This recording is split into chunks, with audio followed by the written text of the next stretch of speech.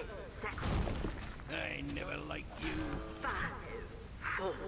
Steve spawns in the new world he generated. He takes a deep breath of air, getting ready to conquer it and make it his. Although Steve was moderately new, he was familiar with the game and knew his way around different situations. He was excited so he could build a house, mine, fight monsters, collect food, eat food.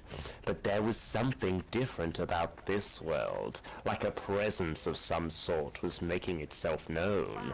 It has always been 1.1 when he had loaded the world, and he hasn't updated it either. He knew there was something eerily quirky about that world that was distinguishable from the other ones. Steve shrugs it off for now and goes off to find sheep so he could make a bed before he began anything else.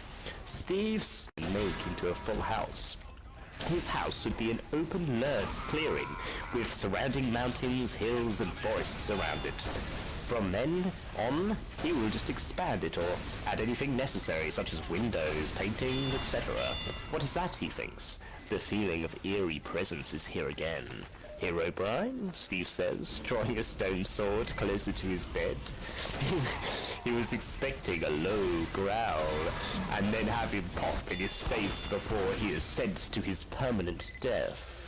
Like all in the world, Steve has made that his involved survival. They weren't on survival. He liked the concept of having go to waste if he didn't live properly, making it more meticulous, skilled, and aware that one with ability would come back to life whenever they wanted to.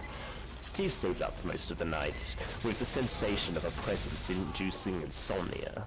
This wasn't normal, he said to himself. He has to sleep, but he simply cannot do that. There's too much going on in his mind.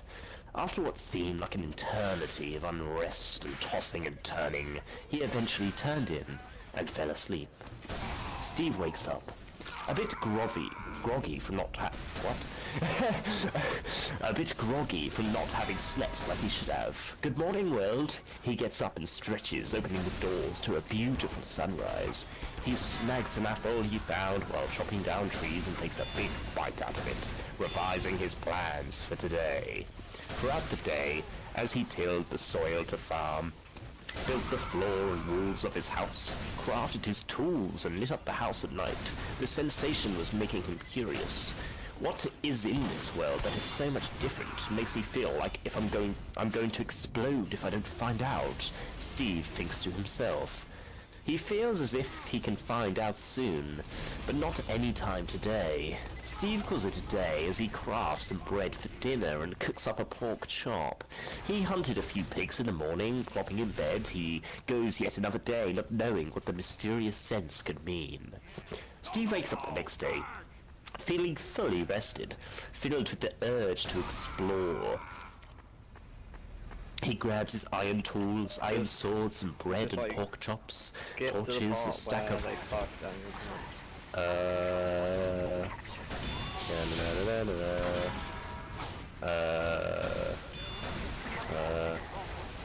That is no villager, said Steve. Steve was the last one around the whole place, with all the villagers resuming their business. Hey, she turns around and sees Steve, almost jumping back.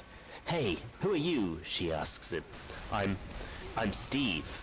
Was this seriously what he was looking for? Because it definitely was something he did not want. I'm Alex. What are you doing in my world? She says curtly. Steve looks back. No, this is my world. I made this world. What makes you think that you generated it? Alex looks back. Maybe because I did generate it. They stare at each other for a minute in resent. This is my world, and I'm not letting someone else take that. I made this world, so I get to have it. Their argument was beginning to grow of the villagers on the street, and the iron golem glanced at them. Alex shakes her head slowly. Oh, it's mine. It's on. She stabs her head forward. Steve squints.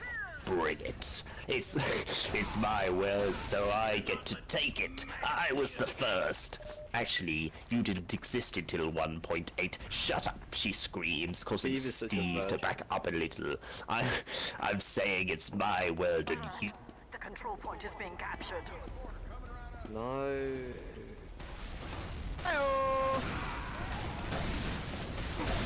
go. Keep on reading. Come on.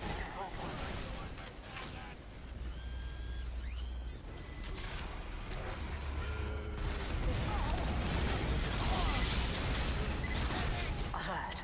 Our control point is being captured. Oh, yeah. Fuck you. Okay.